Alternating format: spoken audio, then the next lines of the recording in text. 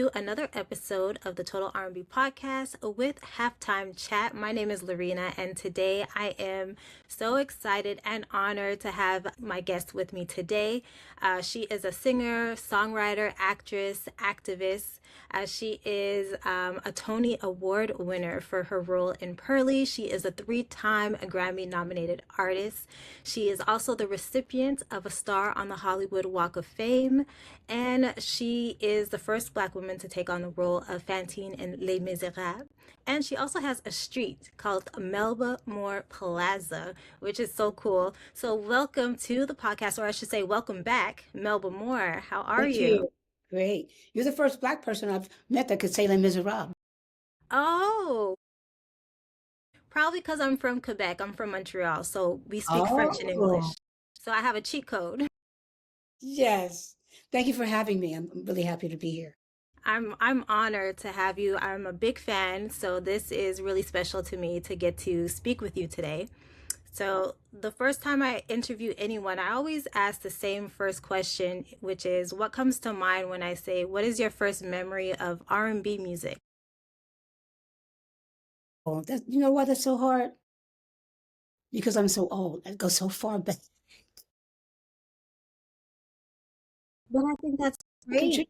remember what did I hear on the radio? But we used to hear because there was no like BLS or FM radio or like there was AM radio, Okay. but there really weren't very many stations that played Black music. So I'm trying to remember, what did I hear? I heard some blues singers. I know that. Okay. Well, that's where R&B stems from too, the blues and jazz and all of that. So that's amazing. So do you remember what artists you would listen to growing up? I can't think. I'm so focused on now. I can't think details back like that right now. Okay. Okay, but we know the blues music influenced you, you were listening to. And you know what's so amazing that you said like when you were younger there wasn't any stations that focused on, Black music, R&B, things like that. And where I'm from in Montreal, we still do not have a station dedicated to Black music, which is really sad all these years later. It's something that we continue to advocate for. So hopefully it happens one day. But in any case, Quebec is still a beautiful place. No, it is definitely. It's a beautiful place. We have our International Jazz Festival every summer, which is really fun that I go to, which is great. But it would be great to be able to turn on the radio and hear music that you were raised on or that your parents were listening to It's your culture, 24/7. your personal culture, yes. Exactly. Exactly. I'm glad you brought that up because because I'm older, of course, I remember to remind people that we came here as slaves, and not only America, but Canada, everywhere that we were brought as slaves, and we're still trying to move up to our full citizenship here. And you just gave a good example of it. It's beautiful, but we're not included exactly. Exactly. Perfectly said. Perfectly said. I do want to get into your memoir because you just released that. It's called This Is It, Marvelous and Getting Better. So, what made you decide that this is the right time to release a book? My daughter reminded me, Mom, you've been in this industry for over 50 years, and everybody got a book but you. So come on, get to stuff in. Because I was just kind of moving along and not realizing that, well, if you have a bestseller or not, it's time for you to, and if you don't want to write a book, you should, even if you're not a star or, an icon or something, you should start documenting your life. Yes, I couldn't agree more. I say this all the time. Especially in Black culture, I wish that we would document things more because I feel like a lot of times if an artist gets to a certain age or they've been out for a certain amount of years, they kind of get pushed to the side. And I feel like it shouldn't happen, but also we should not only celebrate them, but also have their work documented because people, for instance, like you broke a lot of records, a lot of glass ceilings for the rest of us to come in after and do amazing things. So it's Well, that's a important. good reason, but because we're part of most very important history, whether it be American or world history, we should document our own families and lives. We should do that. So it made me think, oh, yeah, I'm a former educator, so I should know that. One thing we do is document stuff. That is true. And so, writing this memoir, how did you decide what you wanted to put inside the book and what to keep out? And was it hard detailing certain aspects of your life that were more difficult to get through? Not so much more to get through, but you realize when you do an autobiography, it involves other people. So you're not just telling your story. So the one thing I had to think about was I don't want nobody to sue me. Other thing is, if nobody sues me, and some of these situations are, not so things that people would be proud of, are you going to hurt them in some way? Is this a way for you to kind of get back at somebody that you're still ticked off at, things like that? Or how are you going to, you need to tell some of these things and you can't tell a story and exclude those things because it'd be very obvious and boring that you're not telling the whole truth.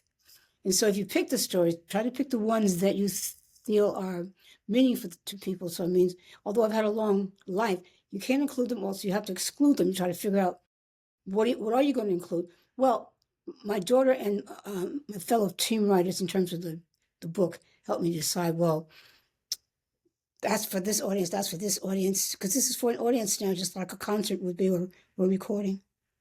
And there is, especially for Black people, this is in some ways an expanding, growing, and in some cases, a new market that didn't exist for us the way it does now. So, Miss Moore, you have an audience. You have to find out who they are and what they want, because the book's not for you.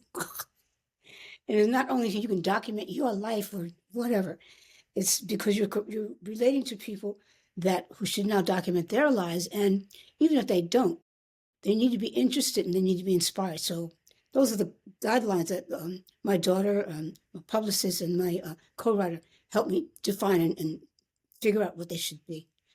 So I'm saying I didn't do that by myself. Okay. Yeah, it's a team that helped and put everything together. And the book, it does it follow from like your childhood up Yeah, until now? Oh, it does. Oh, it's amazing.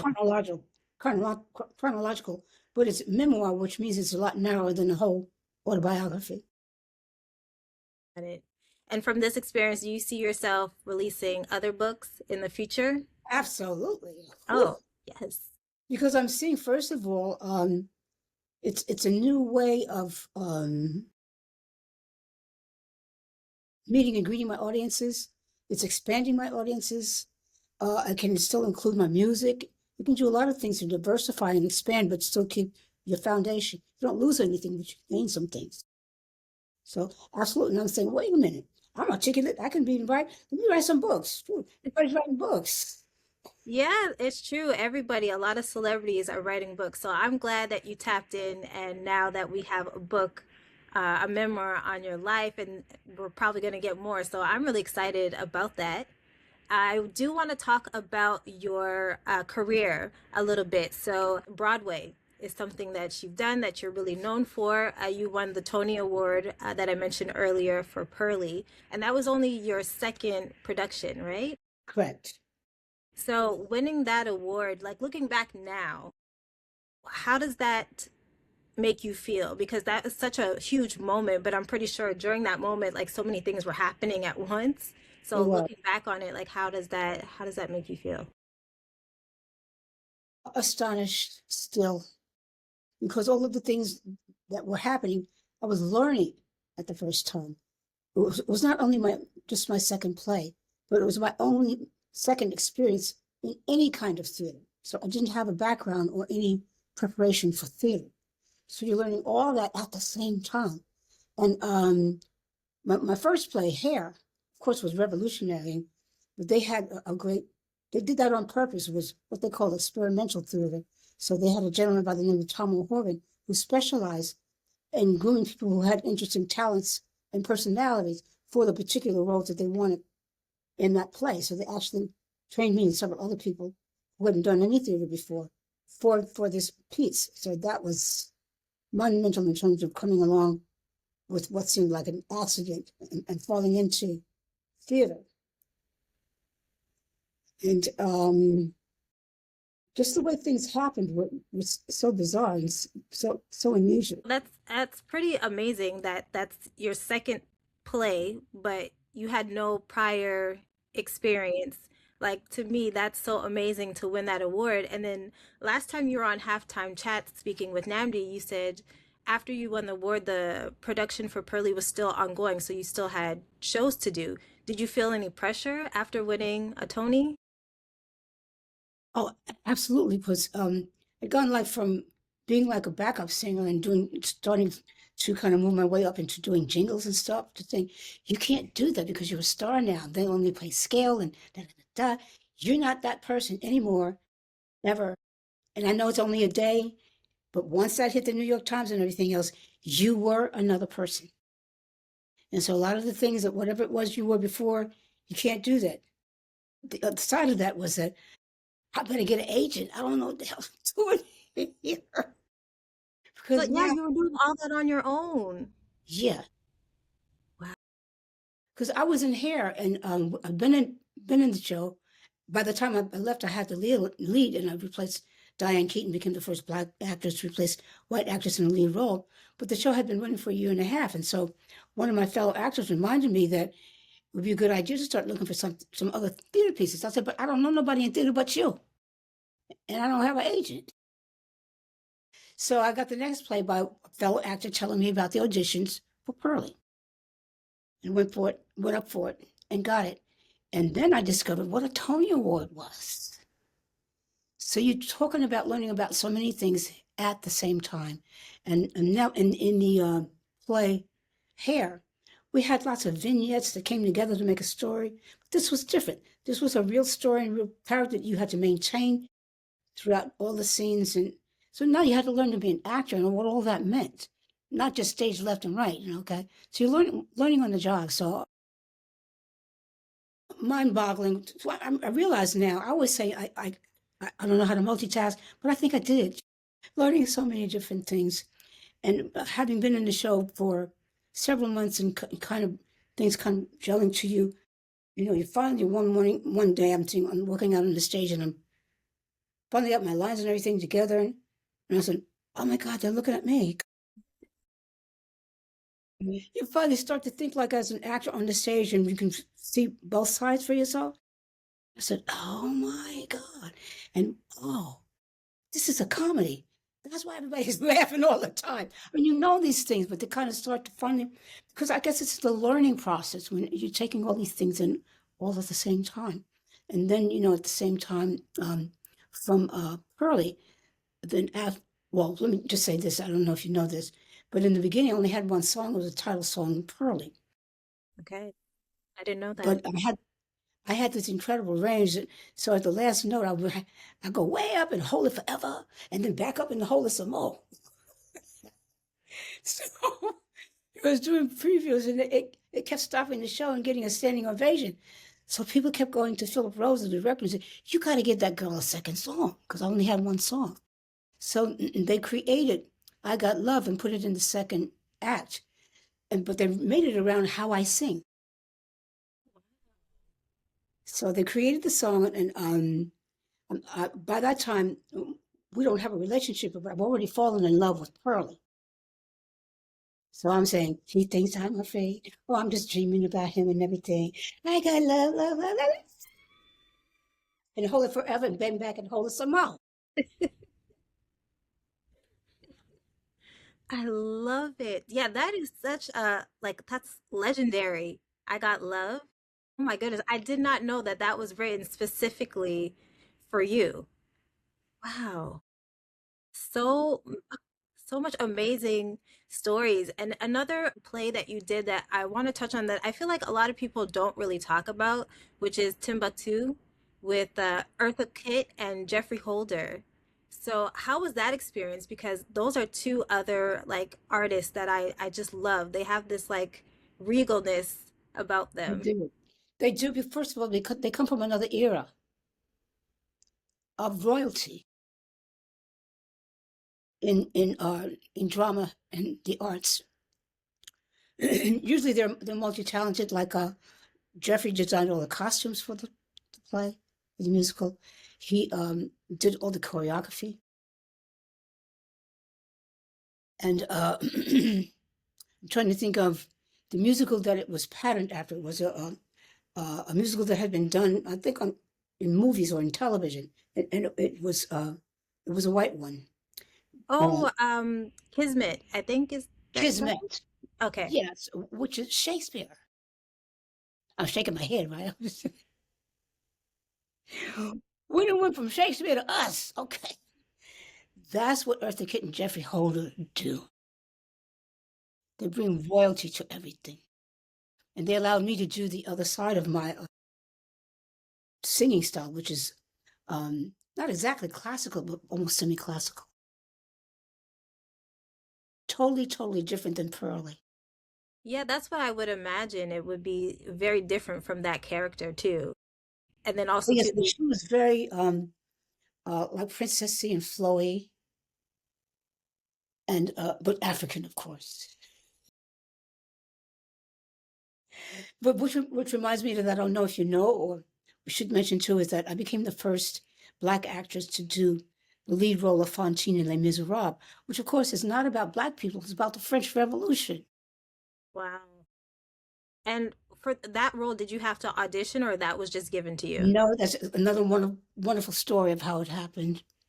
Oh, let Well, us know. I had kind of lost everything at that point one more time, and I was trying to like reinvent myself. And I was at this college taking some kind of class in playwriting because I wanted to do something that was autobiographical, but put my own music to it. And so they were teaching me how to do that, and I was getting ready to showcase it and just put it up for uh, an audience to come and critique it, not to pay or anything. But one of the people who came to see it, his name was Richard J. Alexander, and this little town was called Hollywood, Florida. I think that's ironic. Okay. It was about the town was about 2 blocks, so it wasn't the real Hollywood, but it was Hollywood, Florida. And anyway, this gentleman had a home there, and his name was Richard J. Alexander, as I said. But he was the casting director for Les Miserables, and he just was home relaxing. And he saw that I was there, and he knew me from Pearlie, so he came to see my showcase. He said, "I don't know about your little play, but I didn't know you could sing classical music." So he said, "What I want to do is I want to go back to New York, talk to my colleagues, and see if we can find a role for you in Les Miserables." He didn't promise me Fantine. He's just going to see if he could get me into it, because that would have been very, unique casting to have somebody Black in it when it's about the French Revolution. And somebody is obvious Black, I couldn't pass for white. So he had to convince him for whatever reason that I could fit in it. But he came back with the role, the female lead, Fantine. So that's how I got that. And I became the first Black actress to play the role of Fantine. were you like shocked when you got that role? Because like you said, it's not a role that's written for a Black person. I was amazed, not shocked, but when I see, I'd already had the born again Christian experience, and some really terrible things happened. Like I'm saying, I had lost everything. So, it's kind of easy to kind of tap into your religious self when you're having difficult times. And I thought, oh my goodness, I've seen Les Mis a million times. I remember that story is about Jean Valjean getting saved. So I thought that's probably at least one connection. It could be to me having this like ironic way of getting into the play and having it being about God saving the people from these terrible things. That was the thing that I thought, because I was in a place where I was pretty much isolated. The good thing about that is you can have your own thoughts. I'm going to mass and church every day. I'm also having challenges and how am I going to find and take care of my daughter, get my family back together. So I was having tremendous challenges.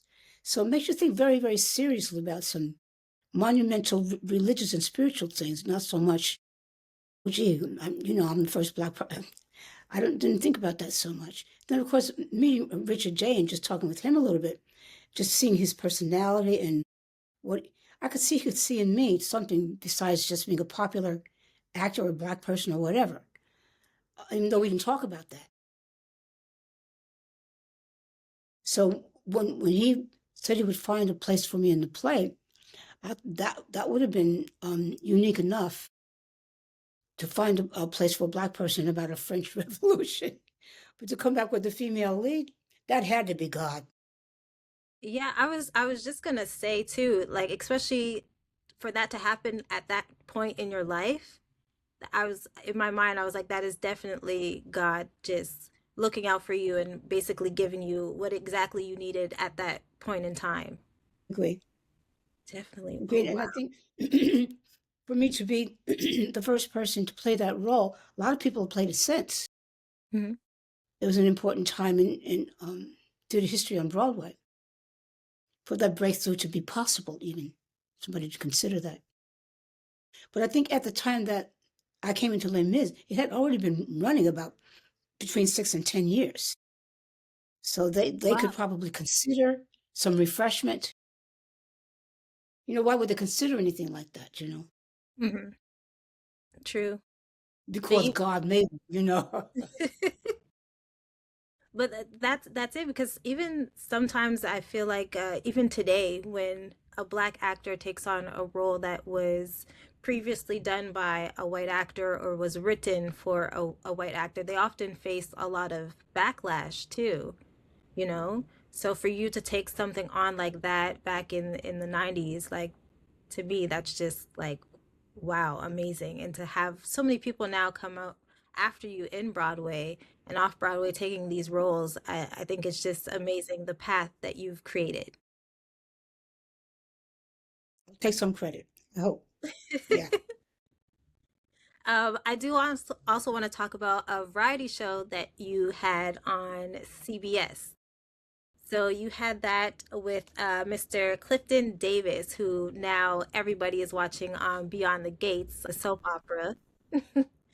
Talk to us about the variety show. Like, whose idea was it to put it together and for you to be one of the hosts? Now that you mention it, I don't know whose idea it was, but I suspect it might have come from somebody at the Carol Burnett show because it was her replacement slot that we took. And so I never thought about who came up with the idea, but I just remember I had to get an agent so I could negotiate the situation. And I think that Clifton might have had somebody helping him with his career. He didn't really have an agent either, but it was our idea to they offered the show to me, but it was our idea to do it together. Okay. Then they said yes. Oh, wow. And Now just how, reminding me of how it happened. yeah.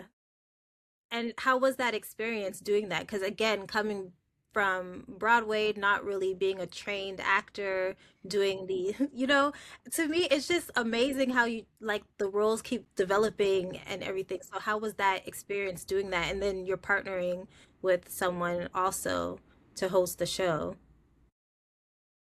We mean partnering with somebody to host a show, Because it was you and Clifton, right? but it wasn't someone, it was my lover. Oh, sorry. That's a little different.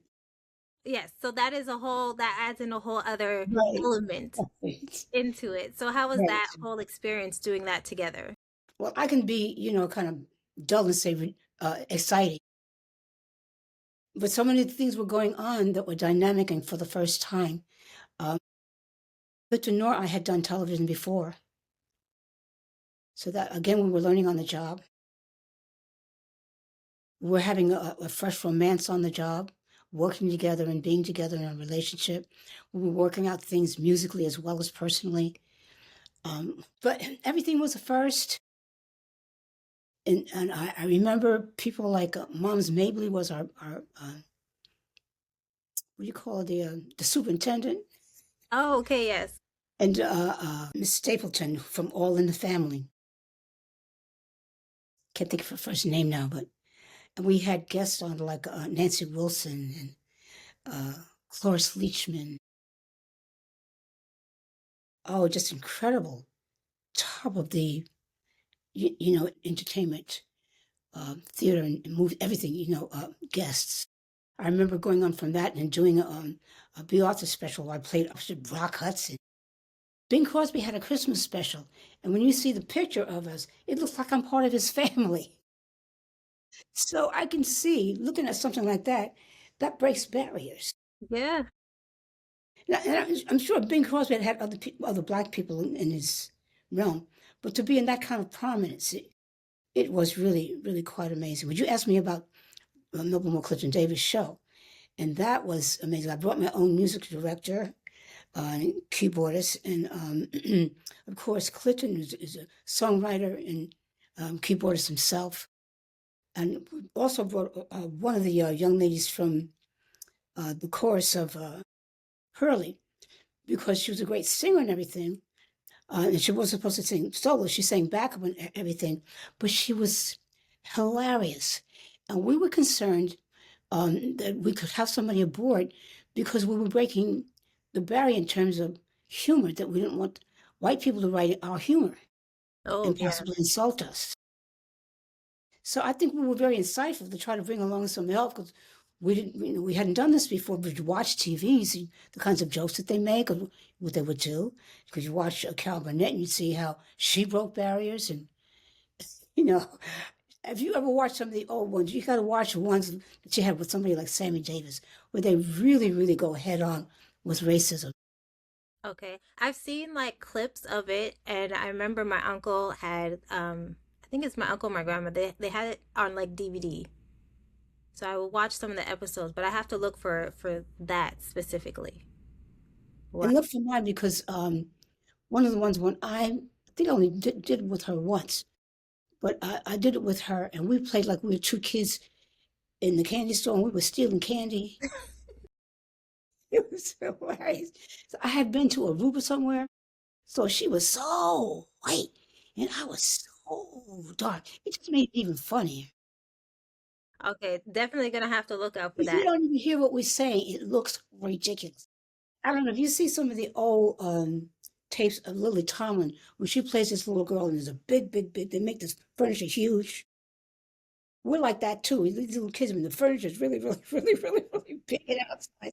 Because I mean, they just did incredibly like creative and fabulous things with sets and choreographies and whole dance companies and stuff. The production is just incredible to watch some of the back episodes, and so I'm really proud to have been on one or two of them with her.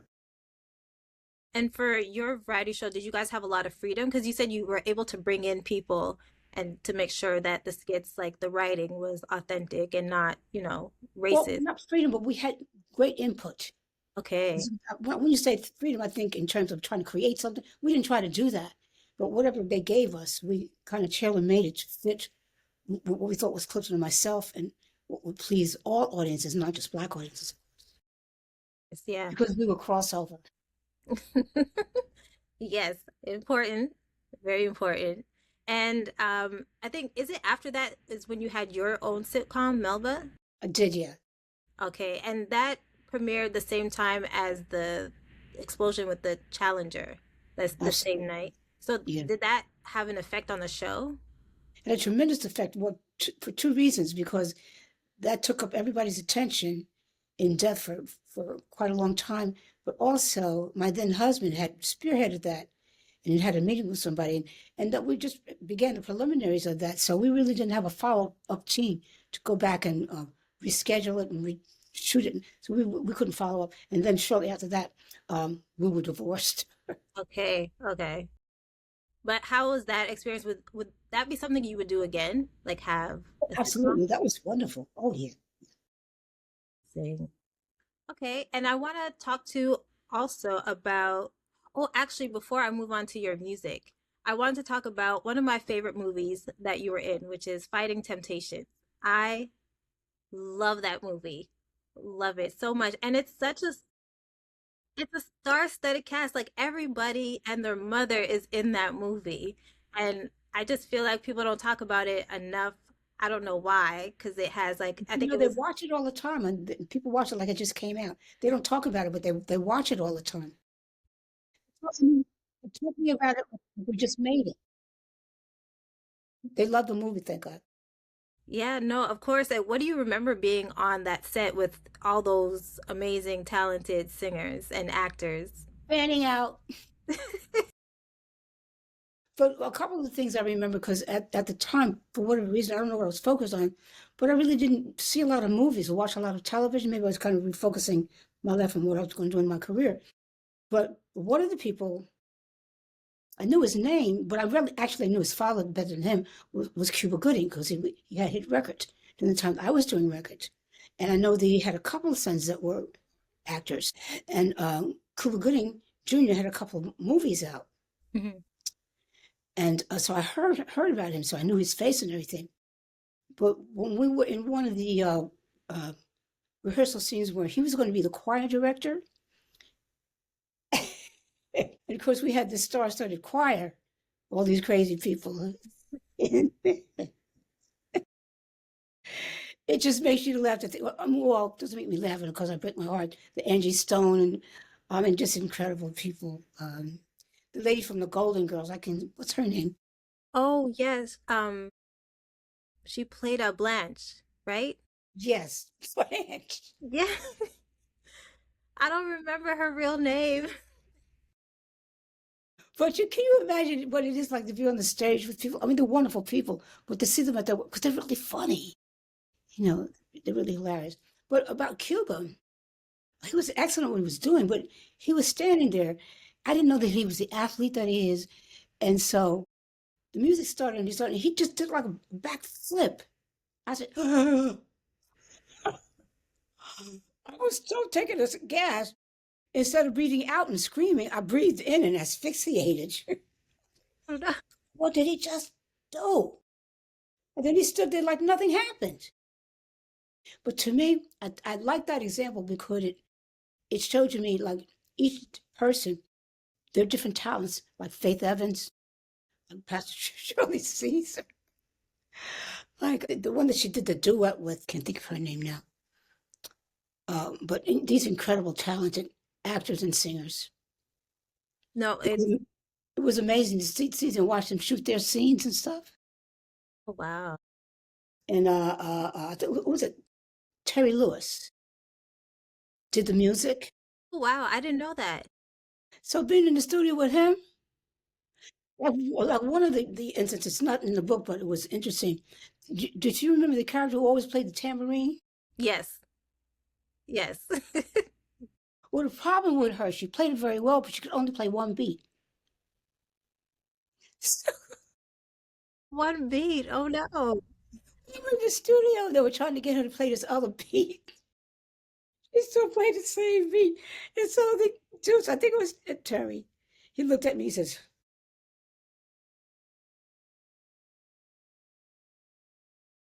Oh, I have to anyway, go back and watch it. I'm gonna laugh now every time I see her with her tambourine that's on her beat. screen. One beat. Oh, She that was a movie. hit in that movie. But everybody was so special in whatever they did. Who was it? Oh, Glenn yeah. Adams? Yeah, she was in that too. I Wait a think sh minute. Steve Harvey? yes, Excuse me, the OJs. of course. Of And I have course. stories about Eddie Levert because he's got a loud speaking voice. Really? Yeah, I remember getting ready to come into the studio area to shoot the scene, and I could hear him. Somebody had said something, and he was laughing, but I was way down the hall. I could hear him laughing, and his laugh is infectious because I found myself laughing with him. I said, "What the heck am I laughing at? I don't even know what he said." But I guess I'm telling you too what a joyful, just naturally wonderful environment it was with each and everybody, their different personalities and their different talents too. It was really, and because I'm a Christian, it was important to me that they didn't make fun of the church in the wrong way, and I don't think they did that. No, I think they did a very good job. Like the it covered a lot of different things and the movie was so funny. Like it's It's fun. hilarious. It's That's the such a main things. yeah. Right. Yeah. And your character too, I remember you wanted the record deal and a Benz. Y'all want me a Benz, only if I can wear my hat. The movie is hilarious. I love it. I'm gonna have to go and check it out again for like the millionth time. I love that film. Your music, because you are still putting out great music. Last year, you had a song called No Filter, which I love, which is like more of a house beat to it. Yes. And I just feel like from just learning about your story, I just feel like this song just represents a lot of stuff in your life too, kind of with the lyrics. So, how did that song come together? Well, my manager and partner, Ron Richardson, through going through everything and managing things for me, looking for projects and people, found George Pedersen and Angela, and they were working on some projects, and we were seeking a way to collaborate with each other. But he was being managed by something, and it really turned out badly. And what my manager did was got him out of that situation. And from that, we began to talk about doing something with me. And the first thing that we did was he and his wife Angela write together. She writes the lyrics, and he does the music. And they wrote this song called "I'm Just Doing Me," which was the first thing they wrote for me. It's house and dance music too. And this was kind of the follow up, No Filter. Okay. I love that. Well, it's a great song. So if anybody has not checked it out, it's on all streaming platforms. Definitely support. It's such a good, it's an upbeat, like happy vibe to the song. So I really like it. But then you have a lot of classic music that still gets played till this day. Songs like You Stepped Into My Life, which was a cover of the Bee Gees, which I only found this out recently. I only know your version. Well, that's because you're black. Right? But that song came from an album that every song had been released as a single and was a smash. So we thought we, we want that song because it hasn't been released as a single. So we got permission from the Bee Gees to record it. But then my then husband was my then manager, went to Philly International and kind of borrowed Gene McFadden and John Whitehead's. Oh. So that's why you love the music. Okay. Okay. Okay, makes sense. And did they ever tell you how they felt about your cover of their song, The Bee Gees? They probably told my management, which was in my husband. Yeah, okay. They make the deals. We Yeah. just follow the orders. All right, and then another song too, another song that I love is Love's Coming at Ya, which you released. This was by Paul Lawrence Jones III. Yes. Genius. He's a great performer himself. He didn't care to perform. He didn't really pursue that. We thought he was going to, and he promised that he was, but then he really didn't. But he also, I don't know if you know, he wrote Rock Me Tonight Oh, I didn't know that. because he doesn't really promote himself, but his music is so huge. It promotes itself. Just to And give then, you an example of the quality of his talent. So, like Love's Coming at You, I think it sounds, like it's really cute, but it's really well constructed. hmm Simple, it's not complicated. And they know what a hit is. So people still play it and request it like it just came out. definitely. I still play the song. I love that song. So it's definitely on one of my playlists that I played all the time. And then I think about like during the pandemic, a lot of DJs on Twitch like would play your music. D Nice is somebody who always played your music too. There was never a club quarantine where we did not hear Miss Melba Moore. Yeah, but look what happened to D Nice. Yeah, But he took us right along with him. That's exactly. kind of at least partly the story of my life. People doing things that either helped me, like Richard J. Alexander, putting me in Les Mis. That's ridiculous. But not any more ridiculous than G Nice being a DJ that then, because of the pandemic, goes into all these different, because he's a musician, he's a lot of different things. But like he came and got, with his podcast, got people to go out and vote. hmm He took it way past, well, he went to the sky and he's still expanding. And he's taking us with him. So here I go. The best is yet to come. No, But that I think I'm telling you the secret. I'm not just telling you how great I am, but God has allowed me to be on people's platforms. They are huge and they're great and they're now and they're taking off, and so I get to go too. Yeah, no, it's beautiful. Like for me, I always look forward to seeing you in the comments at Club Quarantine. I think so many of us look for you in the comments. If you're not there, we're tagging you because we Well, want to. It's Auntie. Exactly. Exactly. And it's just, I don't know, he just created such a wonderful community for people. Yeah, I guess star with people like Michelle Obama. Hmm. I mean, everything and everybody of the best. Yep. I mean, regardless of what level of place in society you were, though, it covers the gamut of humanity in a way. Yeah, no, it's truly amazing how his career has kind of taken like a second or third breath. Like this whole club quarantine and being able to actually tour and do like different events. So for me, like I got to finally go to club quarantine at Essence Fest. So I got to experience it in person, you know. So to have those opportunities, I think is wonderful. And like you Well, said, for performance too, because he books us on his tours as well. yeah. Which reminds me, Cat Williams says he's going to book me on his tours too, Ooh, and so okay. does Miss Lunell. I love Lunel too. Oh, And guess who amazing. else is going to be on my shows? Who? Monique. I know she's going to cuss everybody out, but they'll love it. So you have all the queens and kings of comedy taking Yeah, you out on tour. yeah. I love that. Because and they are some of the producers and promoters as well. Because we're not just artists anymore. We're entrepreneurs. Yeah, that's true. That is very true. And speaking of comedians like Lunel and Cat Williams, that brings me to your star on the Hollywood Walk of Fame because I watched it online when it was streaming. And of course, we all know the story of Cat Williams finding out that, you know, your team is preparing to get you a star. He kind of went in and paid for it. But then he was also there at the ceremony. Lunel was there as well. I think, was Jimmy Jam there too? Yes, he was. Yes. And so many other people Yes. there to show their love. So Peter Payne was there, Tisha Campbell, and many others.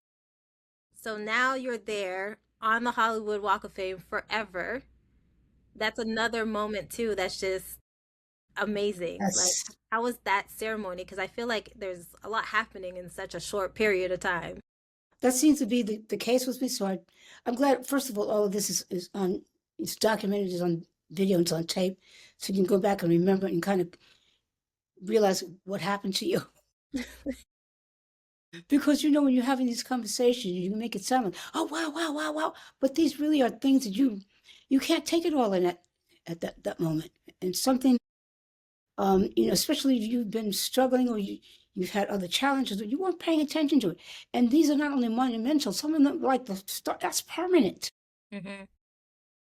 So I want to remember and keep going back and focusing on as I have all these hopes and dreams for the present and the future to realize that something has been accomplished. Remember that's already there, Mel. Don't keep starting from the beginning. I think you have to remind yourself, no, you've got a platform here. Look at what you have. Really try to examine it and try to bring aboard the people that will come aboard with you now. You're not by yourself. To help you to preserve this and to continue to build on it because it's more for you. And if you get more, you're going to pass it on. Definitely.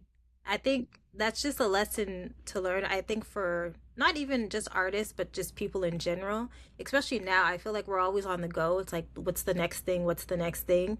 So sometimes we don't even have time to kind of reflect on all the stuff that we did achieve and how we can maybe leverage that to help us out a little bit, you know?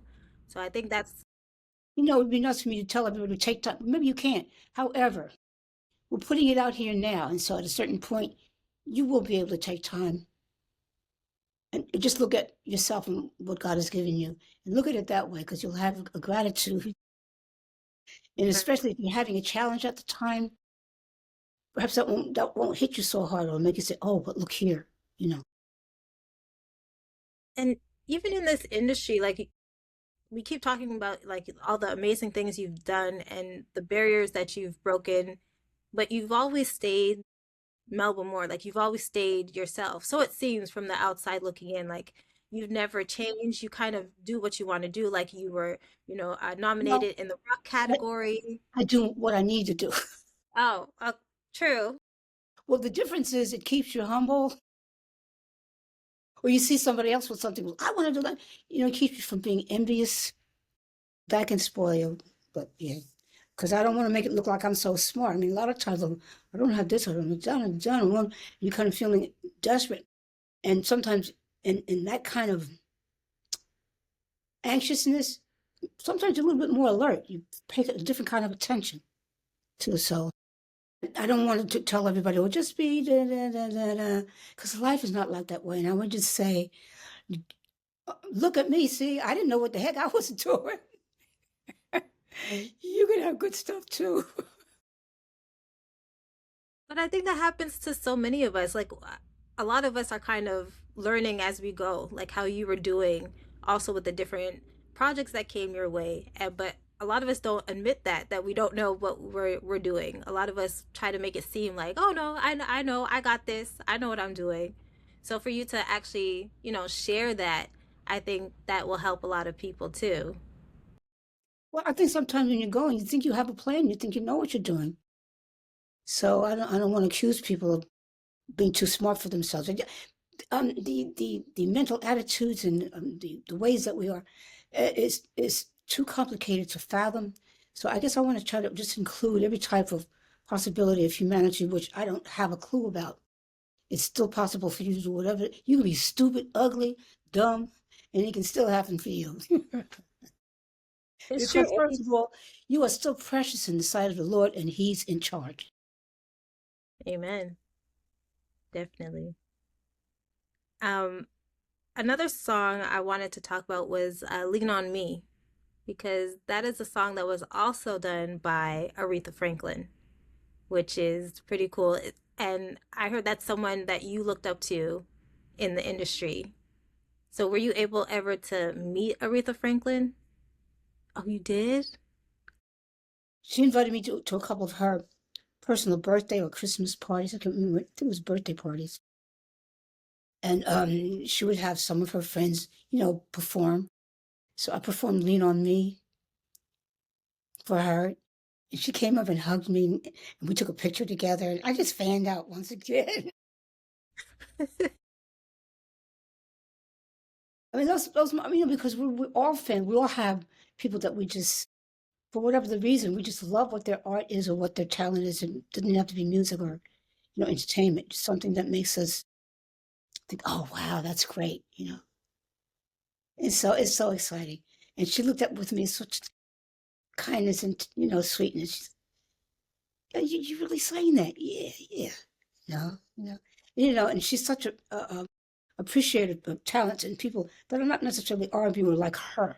Mm-hmm. Because then she did somebody who's a famous opera singer guy. She came up and sang the opera.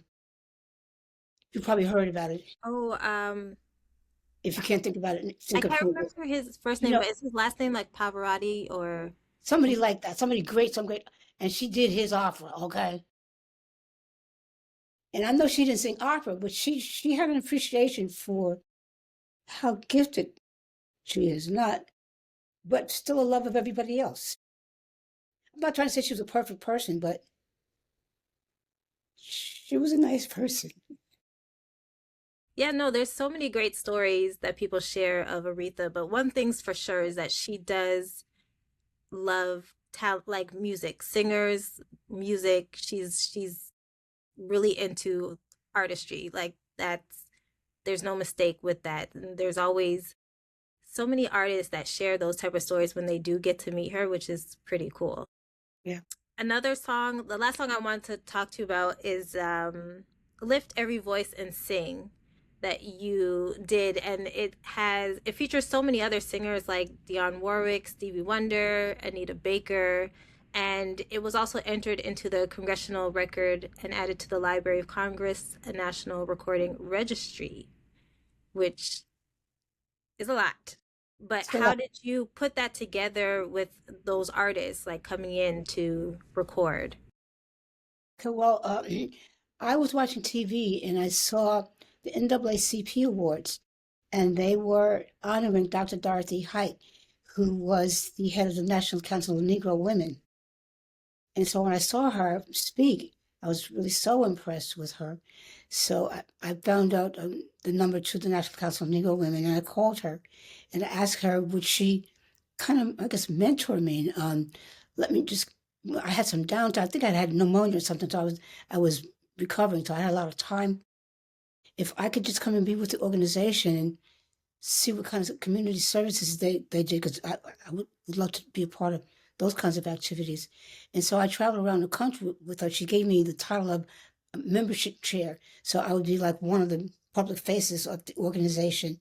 And she did a series of what she called Black family reunions in the major cities that had Black populations. And there would be these big festivals that she would do. And she would have these conferences, and she would have what they call prayer breakfasts and stuff. And I was at all of them. She says, no, but you should sing in one of the prayer breakfasts, and you should sing something. What would you like to sing? So I said, I don't know. I didn't know any hymns to sing. She said, why don't you sing the Negro National Hymn? I said, oh, well, what's that?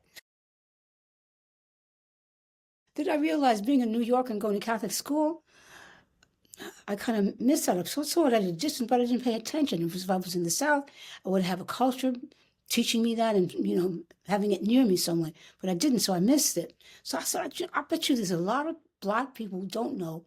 Every nation, I know from being a school teacher, every nation has a song that identifies them. And because we came here as slaves, we think we don't have one. Or I'm silly enough not to know it.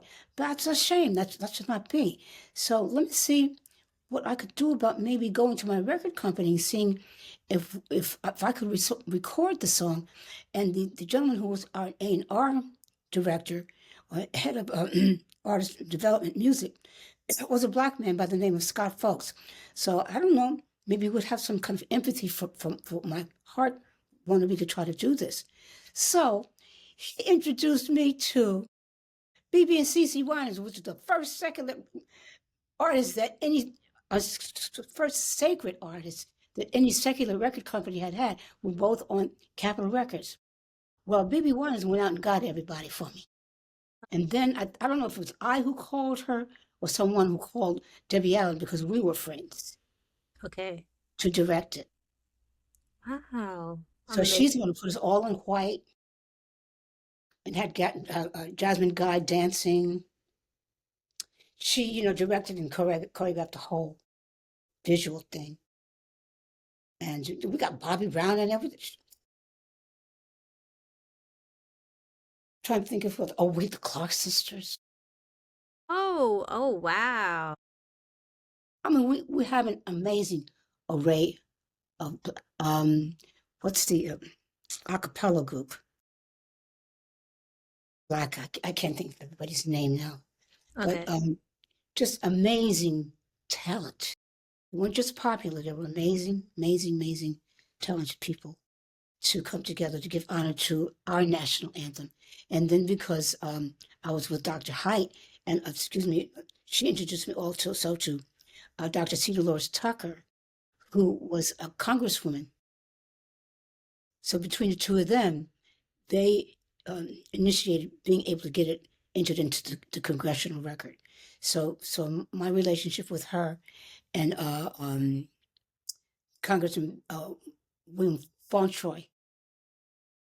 See, I had friends in high places then, so we were able to orchestrate this as well as give all of the proceeds to NAACP, who owned the rights to the song, and made it a not-for-profit. It wasn't. We didn't do the recording to make money. It was to donate to NAACP.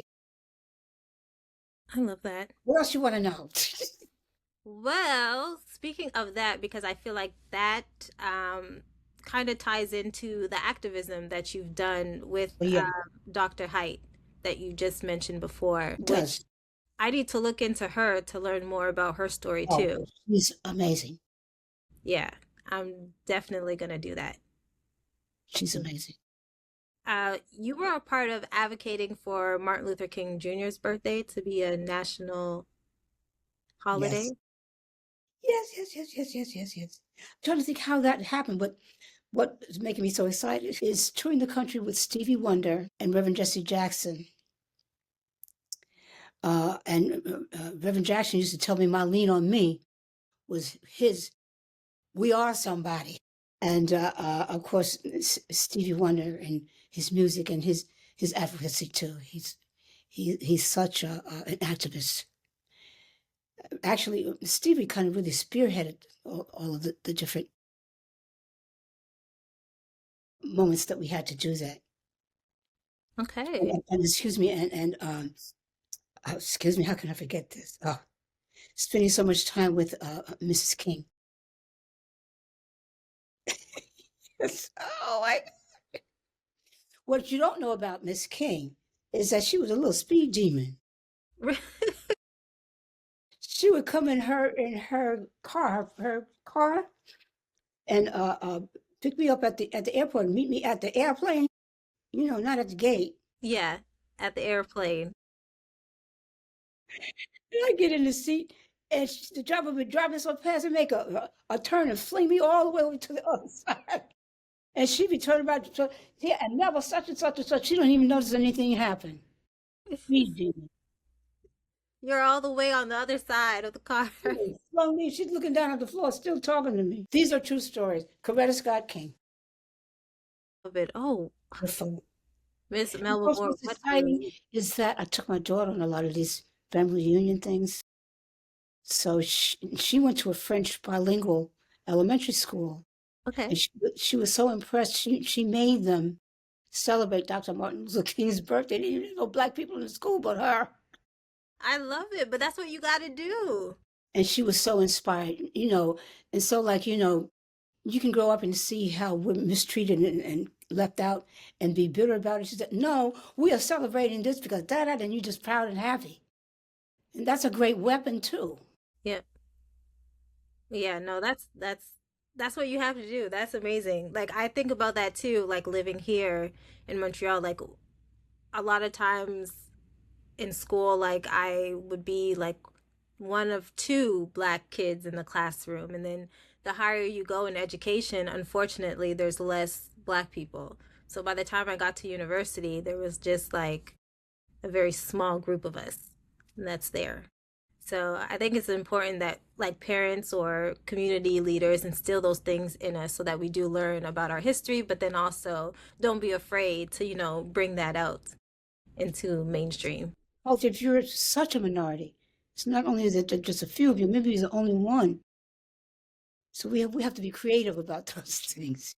And you know, it's not excluding or going against it. It's just including yourself. You're part of the classroom. You're part of that student body. You have to include yourself some kind of way. Yeah. No, And it's I not love that that your they're daughter did awful, that. but it's not that they're mean to do anything. They don't mean any harm, but it is harmful. So you have to joyfully include yourself some kind of way. I love that you said that joyfully include yourself. Yes.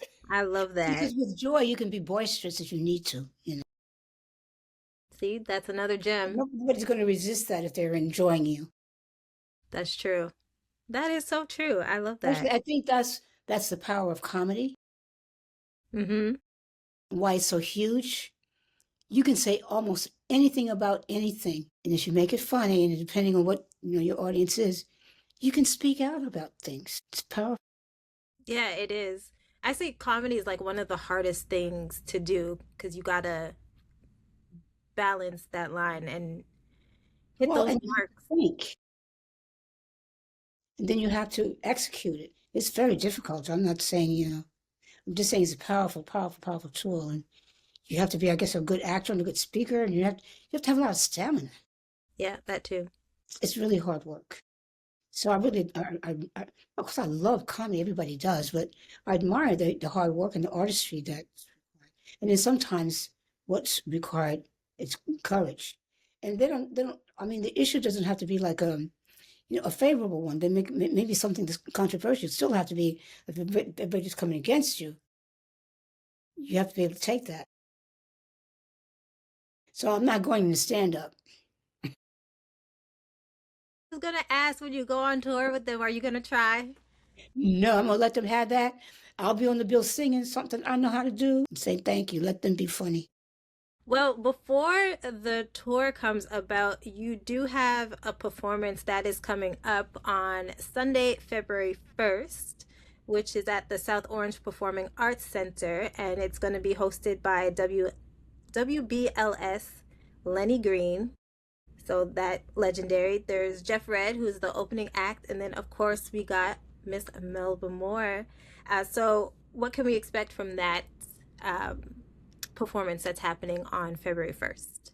Well, the plan is for the program to be primarily my classic R&B songs, and that's probably going to mean there's going to be a lot of dance hits, so people might get up out their seats a little bit or something, you know.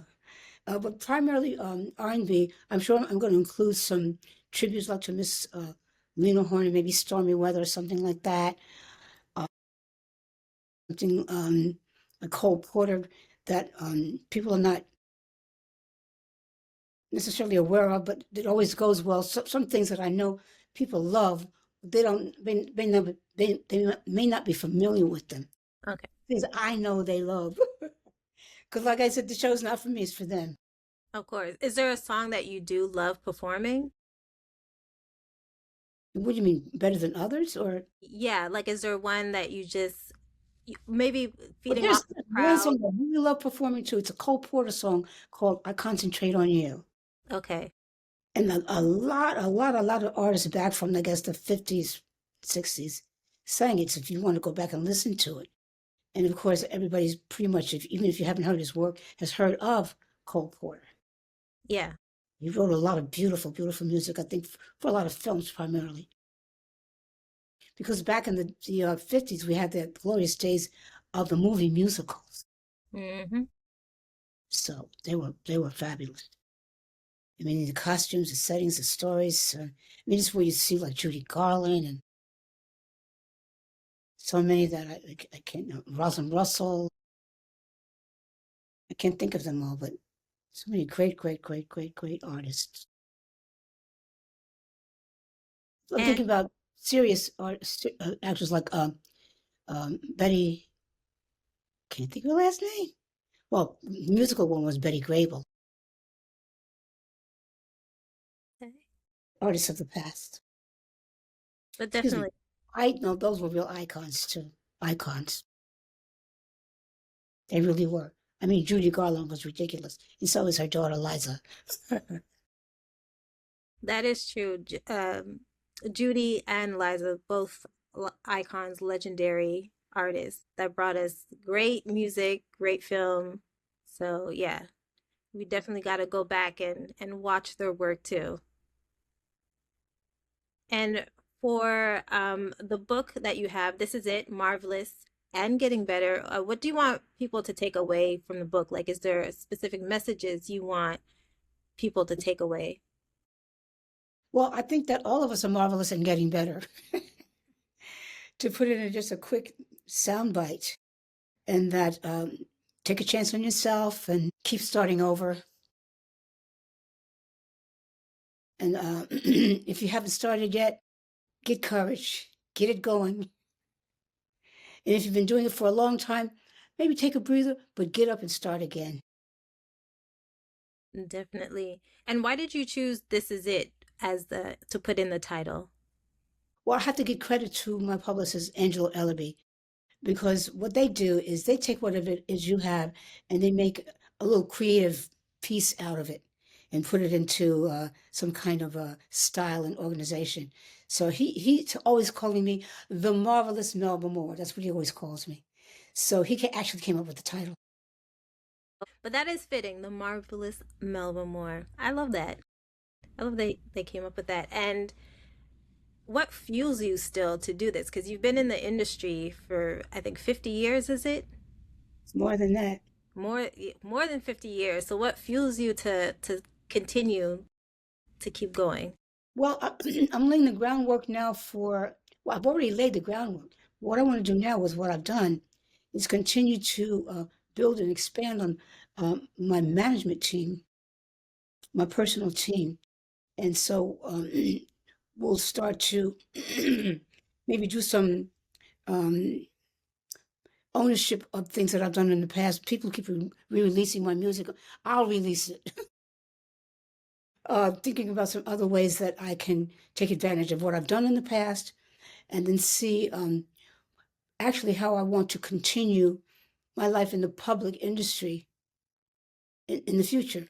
I don't want to just keep doing concert tours. I want to see what might else be possible. Like doing this book tour is open up a whole nother world for me. I'm talking, well, what else is there? I'm gonna just kind of take stock and see what else is there, but not like what's next. Not like Yeah, one, like that's like doing it like this. But have a little bit broader vision. definitely. But I mean, the way things align for you, I know there's going to be some great stuff ahead. So I'm definitely looking forward to everything else that you come with, and I'm definitely here to support everybody at Halftime Chat. Of course, we're going to continue to support you in all your endeavors. So congratulations on the book.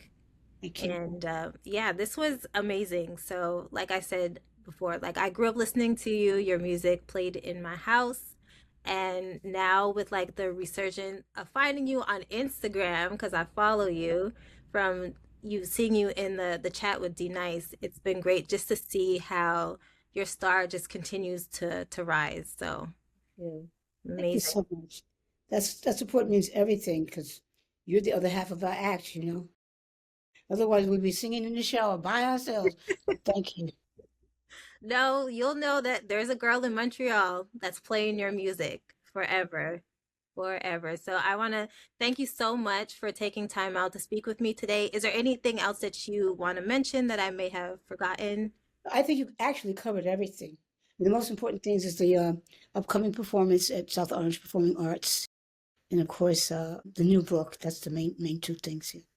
Definitely. And we can get your book on Amazon. I know it's Yes. available there. So definitely check out Amazon, order the book. I mean, just reading about your life, just the tidbits that we do have like out there on, I guess, the internet and stuff is Mhm. amazing. So I know the book obviously is going to give us more stuff that you haven't shared before. So everybody should definitely check out your book.